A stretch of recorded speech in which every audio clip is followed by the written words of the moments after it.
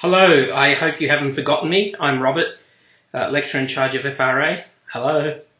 A few comments coming up to week 13, 14, given that you'll be doing your case study presentations in the coming 2 weeks. Firstly, the FRA mid-semester exam. We have had some people come to review their exams, and there have been one or two minor mark changes for one or two people. If you have had your mark changed, the changes should go up on UTS Online this week sometime. Now let's talk about the case study. The presentations, you've already been allocated to presentation groups by either Stephen or Martin, and the presentations, if you're in Martin's and Robert's class, you'll be presenting to me. Stephen's class, you'll be presenting to Stephen. Now the way that the presentations are structured, you will have 20 minutes to present. You already know this from the subject outline. You'll have 20 minutes to present. There'll be 5 minutes for questions from the rest of the group or from the lecturer, and then 5 minutes for changeover for the next group to come on. Make sure that all the members of your group are present. We require you to be present unless we've given you an exception for exceptional circumstances. So we expect you to be there. We do not necessarily expect everybody to talk. So if you think that your group can present best by having just one person talk, that's fine. If you want to split it up, make it more interesting, that's also fine. How you present is up to you. So that's the presentation part. One thing that I guess I should make clear about the presentation, it's half the mark for the case study. Try to make it interesting. Please do not read. Even if you have some notes, presentations are much more enjoyable, much more engaging if it looks as if you know the material. Reading is basically not a good thing. Make sure you make eye contact with the audience. If you're in my class, please don't look at me all the time. That's going to freak me out. Make eye contact with the entire class. Okay, be engaging, be interesting, get your ideas across.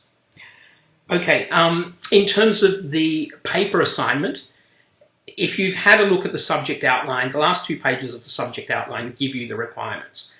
And what we say is that the paper version of the case study needs to be handed in at the beginning of your presentation. In other words, before you start talking. Stephen or I must have your case study next to us while we are listening to your presentation. Please go through page 14 of the subject outline one more time. Items 8, 9 and 10 tell you about format, how you're meant to space it, how long it's meant to be, what counts in the word count and what doesn't. Part 10 tells you about penalties. There are things we expect you to include, those listed in item 8. We will penalise you if you go over time, if you talk for more than 20 minutes, and we will penalise you if you don't give us everything that you need to give us. So please read through the requirements on page 14 of the subject outline. Okay, so that's handing in the paper assignment. Now you'll notice also from the requirements on page 14 that we want an electronic copy of your assignment handed in. That can be a Word file, that's fine. If you're using, you will be attaching extracts from the financial statements from the annual report that you're using. We're happy for that to be cut and paste images into the Word file. You don't have to retype that. That wouldn't really serve any purpose. But the electronic turn-it-in version of your assignment needs to be handed in within 1 day of your presentation. So if you're presenting on Tuesday, then I would want the electronic version on Turn-It-In by 5 p.m. on Wednesday. To be honest, I'm not going to be very picky about that.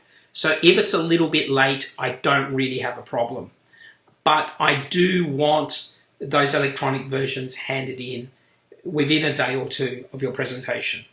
If they don't come in, you won't get a mark. So get one of the students in the group to submit the assignment on UTS Online. Please, not everybody has to submit it, just one member of the group. Okay, so we're ready to get into the case studies. Hopefully most of you are feeling comfortable about what you've written and where you're at, although I know some people have only recently started. But hopefully we'll have some good presentations this week and next week.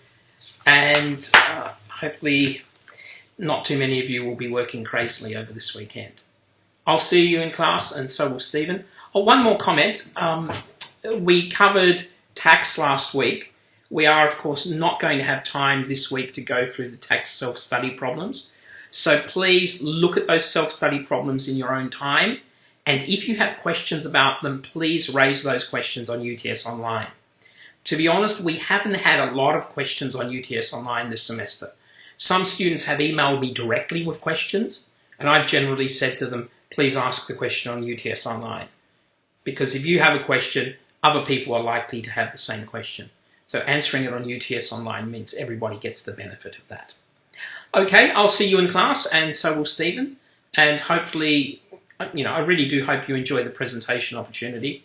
It can be fun, it can be painful, but hopefully it will be engaging. All right, see you in class.